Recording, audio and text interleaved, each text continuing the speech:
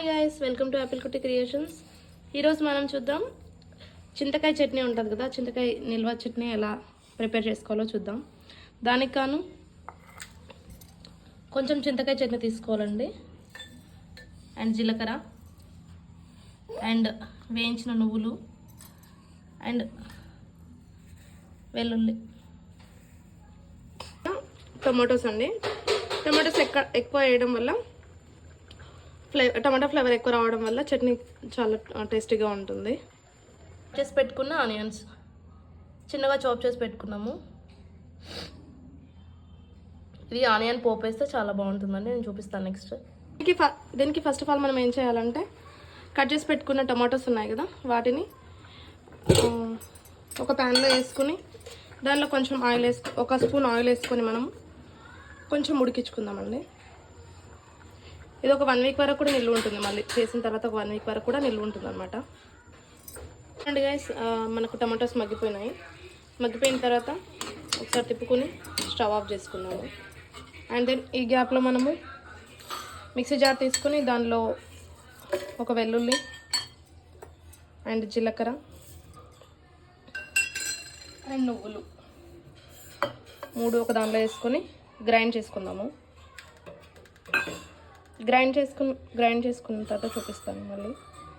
Grind చేసుకున్నాం కదా, grind చేసుకున్న తర్వాత దీనిలో మనము చింతకాయ చట్నీ తీసుకున్నాం కదా, అది యాడ్ చేద్దాము.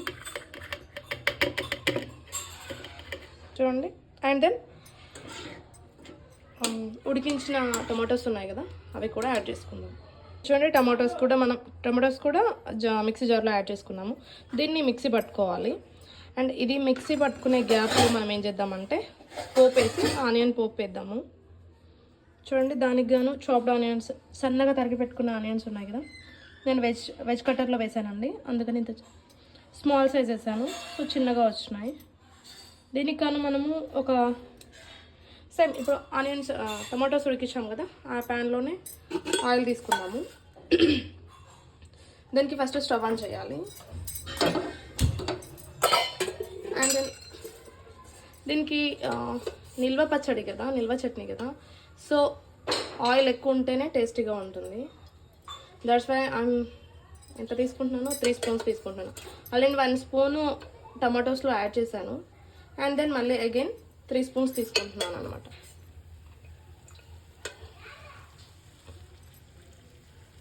అండ్ దీనికి మనం పోపు దినుసులు ఉంటాయి కదా, జీలకర్ర, ఆవాలు, అవి యాడ్ చేసుకోవాలి.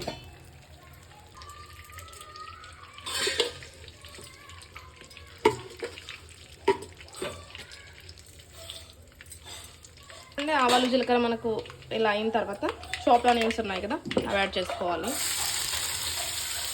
అండ్ ఒక్కోసారి మనకు కర్రీస్, వెజిటేబుల్స్, ఆకుకూరలు ఇవేమి తినాలనిపించమన్నమాట. అలాంటి టైంలో ఇలా చేసుకున్నాం అనుకోండి, నోటికి చాలా టేస్టీగా ఉంటుంది. ఒకసారి మీరు ట్రై చేయండి. అండ్ ఇది ఎంతో టైం పట్టదండి, జస్ట్ 5 to 10 minutes పడుతుంది అంతే. ఆనియన్స్ టమాటోస్ కట్ చేయడమే లేట్, అండ్ ఈజీగా అయిపోతుంది కూడా. అండ్ టేస్ట్ కూడా పప్పులోకి అలా సైడ్కి వేసుకున్నాం అనుకోండి, చాలా టేస్టీగా ఉంటుంది, చాలా ఈజీగా అయిపోతుంది. అండ్ నిల్వ పచ్చడి మనము సమ్మర్లో చింతకాయ చట్నీ పెట్టే టైంలో పెట్టుకుంటాం కదా, అది నిల్వ ఉంటుందన్నమాట. ఒక 6 months 8 months కరెక్ట్గా పెడితే ఒక 1 year కూడా ఉంటుందన్నమాట. ఇలా చేసుకున్న పచ్చడి మనకి 1 week 10 days వరకు నీట్గా ఉంటుంది, అంటే అవైలబుల్గా ఉంటుంది. చూడండి, ఆనియన్స్ ఇట్లా డీప్గా ఫ్రై అయిన తర్వాత మనం ఏం చేయాలి, మిక్సీ పట్టుకున్న పచ్చడి ఉంది కదా, ఇప్పుడు టమాటోస్ అన్నీ మిక్సింగ్ చేసుకున్నాం కదా, ఆ పచ్చడి తీసుకొచ్చి ఈ ఆనియన్స్లో వేయాలన్నమాట. చేసి మొత్తం మిక్సింగ్ చేసుకోవాలి. చూడండి, ఇలా మిక్సింగ్ చేసుకోవాలి, మొత్తం కలిసేటట్లు మిక్సింగ్ చేసుకొని బాక్స్లో యాడ్ చేసుకుంటే సరిపోతుంది. స్మెల్కి ఎలా ఉందో, టేస్ట్ కూడా చాలా బాగుంటుంది. పప్పులోకి సైడ్గా ట్రై చేయండి, చాలా టేస్టీగా ఉంటుంది. వేడివేడి అన్నంలో కొంచెం నెయ్యి వేసుకుని తింటే కూడా చాలా టేస్టీగా ఉంటుంది. థ్యాంక్స్ ఫర్ వాచింగ్ అండి. ప్లీజ్ సబ్స్క్రైబ్ యాపిల్ కుట్టి creations, share and subscribe. Thank you.